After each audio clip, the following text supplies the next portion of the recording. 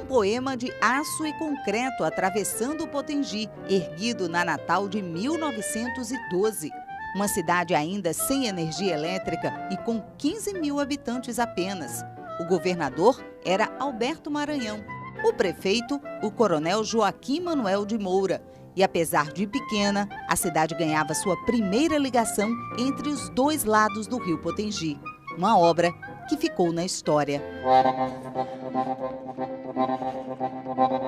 Feita para ser exclusivamente ferroviária, a ponte continha 550 metros de extensão e 9 vãos, um de 70 e outro de 50 metros. Toda a estrutura foi feita a 3 mãos. Teve como projetista um engenheiro francês. Foi executada por uma empresa brasileira, com material inglês, onde foram confeccionados os vãos curvos de aço que marcaram o traçado inovador do equipamento. A obra, que começou em 1912, ficou pronta em 1914, mas só foi inaugurada 2 anos depois, em 1916. Por quê?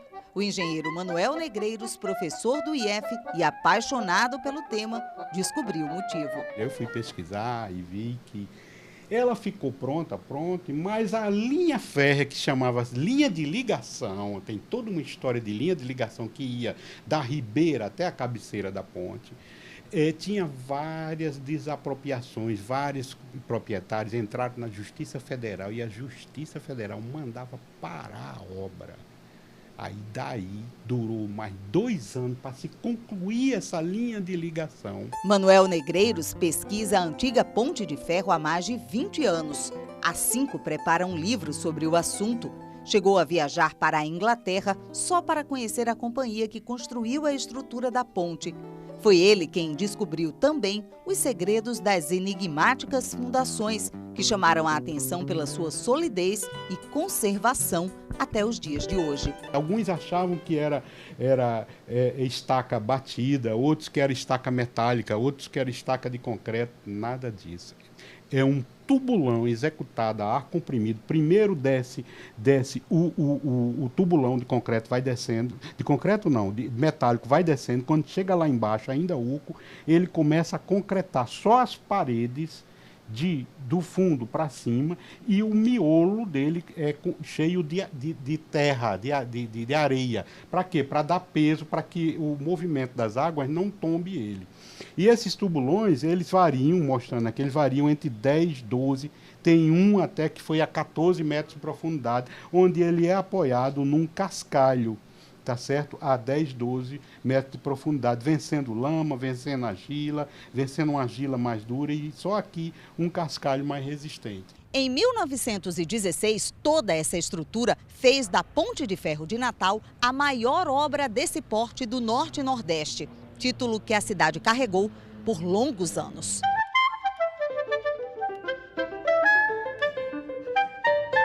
Com o advento dos carros, surgiu a necessidade de transformar a ponte, até então apenas ferroviária, para rodoferroviária.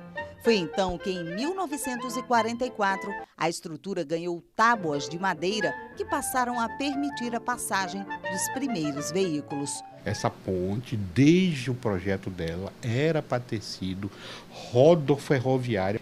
Foram feitos um tablado de madeira para que passasse carros também, tá?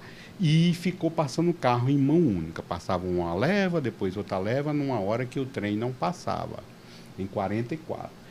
Um pouco mais à frente, esse tablado de madeira ficou muito estragado e houve uma intervenção de novo do senador Eloy de Souza, pedindo dinheiro ao governo federal que mandasse para ajeitar a ponte, e simplesmente foram tirada madeiramente e colocado metal. Para esse professor de história, a ponte representou um marco de desenvolvimento para a cidade. Foi a responsável pelo surgimento dos bairros da Zona Norte e fez a ligação da capital com o interior do estado. Natal sempre teve uma dificuldade muito grande de comunicação e de mobilidade, né, com relação ao interior da província. Então Natal era uma capital muito mais administrativa, muito mais política do que uma capital econômica do Rio Grande do Norte. Natal, dunas, o rio, né, o belo rio Potengi e o mar. Então tinha uma dificuldade, né, de se chegar a Macaíba, de se chegar a outras cidades, Ceará-Mirim, as outras cidades, né, que compõem o Rio Grande do Norte. Então essa ponte ela é fundamental nesse sentido, né? Digamos assim, é o grande passo para a consolidação de fato da capital como centro econômico e o centro do poder no Rio Grande do Norte.